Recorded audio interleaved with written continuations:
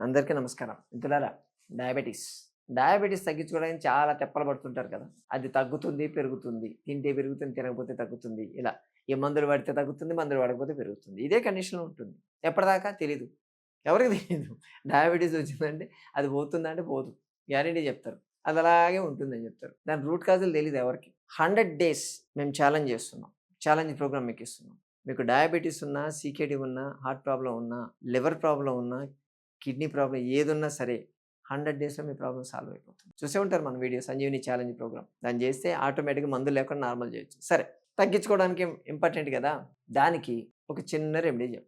చాలామందికి పొద్దున లేవగానే ఫాస్టింగ్ షుగర్ లెవెల్స్ ఎక్కువ ఉంటాయి. గ్రాడ్యువల్‌గా డే గడిచే కొద్దీ తగ్గుతుంది. తిన్నా తగ్గుతాయి. మన ఇటీవల ఒక పేషెంట్ మన ఆశ్రమంలో ఉన్నారనమాట. ఆ అబ్బాయి బీటెక్ ఏదో అయిపోయిందనమాట. జస్ట్ 1 మంత్ బ్యాకే షుగర్ ఉన్నట్టు తెలిసింది. 380 వచ్చేసింది ఫాస్టింగ్. సరే, నేను మామిడి పళ్ళు తిన్నాను, లేకపోతే నాన్ వెజ్ తిన్నాను, అది తిన్నాను అని చెప్పి కంగారు పడుతూ వచ్చాడన్నమాట. మనం ఇక్కడ జాయిన్ చేసుకున్న తర్వాత ట్రీట్మెంట్ ఇచ్చాం. రొటీన్ ట్రీట్మెంట్ ఇచ్చాం ఆయనకి. ప్రతిరోజు ఏం చేసేవాళ్ళం, పొద్దున ఫాస్టింగ్ చూసేవాళ్ళం. ఫాస్టింగ్ షుగర్ లెవెల్ చూస్తే అది తగ్గట్లేదు. 300, 350 అలాగే ఉంటుంది. ఏం చేయట్లేదు.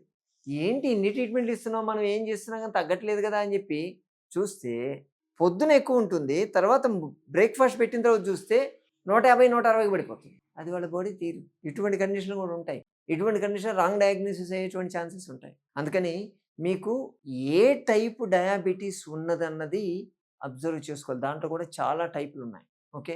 అందరికీ ఇది కాదు. అందుకే ఎవరికైనా సరే మీకు డయాబెటిస్ ఉందా లేదా అని చూసుకోవాలంటే జీటీటీ అంటారు. గ్లూకోజ్ టాలరెన్స్ టెస్ట్ అని చెప్పి ఒకటుంటుంది. దాన్ని గాని చేసుకుంటే మీకు అసలు యాక్చువల్ డయాబెటిస్ ఉందా లేదా తెలుస్తది.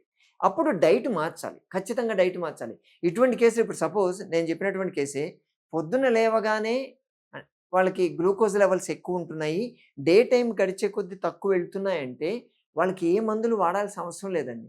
తీసుకునే ఫుడ్ టైమింగ్స్ మార్చుకొని హై ఫైబర్ ఫుడ్స్ తీసుకుంటూ సాచురేటెడ్ ఫ్యాటీ యాసిడ్స్ లాంటివి గాని మనం గాని యాడ్ గాని చేసుకోగలిగితే వాళ్ళకి ఎప్పుడైతే ఎక్కువ వచ్చిందో అది ఆటోమేటిక్‌గా తగ్గిపోతుంది. షుగర్ లెవెల్స్ నార్మల్ ఉంటాయి. జస్ట్ వాళ్ళ బాడీని అబ్జర్వ్ చేయాలంతే. అది చేసుకుంటే ఆటోమేటిక్‌గా మీ షుగర్ మాయమైపోద్ది. అంతే. అంటే యాక్చువల్‌గా అక్కడ షుగర్ ఉంది అని కాదు.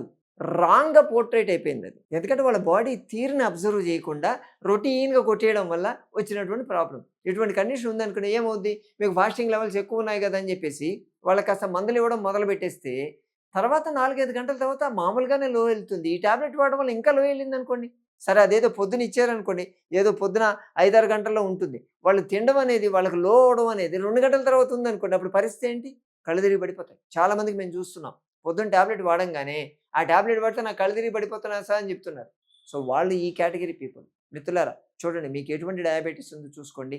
దాన్ని బట్టి మీరు గాని టైమింగ్స్ అడ్జస్ట్ చేసుకొని ఫుడ్ గాని అడ్జస్ట్ గాని చేసుకోగలిగితే మీకు ఎటువంటి డయాబెటిస్ లేకుండానే బయటపడొచ్చు. చూడండి, మీరు డయాబెటిక్ కాదు. ఇటువంటి కండిషన్ ఉంటే 100% దాన్ని కంట్రోల్ చేయొచ్చు. సరేనా? ఒకసారి చెక్ చేసుకొని చూద్దాం.